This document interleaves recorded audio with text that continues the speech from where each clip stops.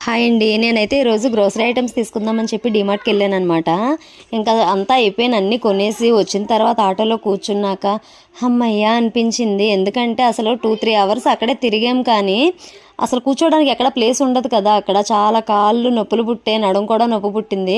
సరే ఇంటికి వచ్చిన తర్వాత అయినా ప్రశాంతంగా కాసేపు కూర్చొని రిలాక్స్ అవుదామంటే మా పిల్లలకు టైం అయిపోయింది. 4 అవుతే వచ్చేస్తారు కదా వాళ్ళని చెప్పి మళ్ళీ బస్ దగ్గరికి వెళ్ళి తీసుకొచ్చాను.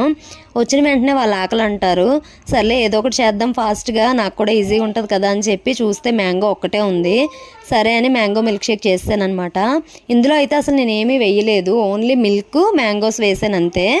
ఇంకా అలా మిక్సీ పట్టేసి ఇచ్చేసాను. ఈ కప్స్ అయితే మా వారికి ఎప్పుడో కంపెనీలో ఇచ్చారనమాట. జాయిన్ అయిన కొత్తలో ఇప్పటి వరకు వాడలేదు. అవి ఎందుకు తెచ్చుకుని అసలు ఏం వాడట్లేదు కదా, పడేద్దామా ఎవరికైనా ఇచ్చేద్దామా అనేవారు. సర్లే ఇప్పుడైనా వీళ్ళకి వాడినట్టు ఉంటుంది కదా అని చెప్పి ఇందులో వేసి ఇచ్చాను. వాళ్ళు ఈరోజే నేను కొంత తెచ్చానేమో అని చాలా ఎక్సైట్ అయ్యారనమాట, హ్యాపీగా ఫీల్ అయ్యారు.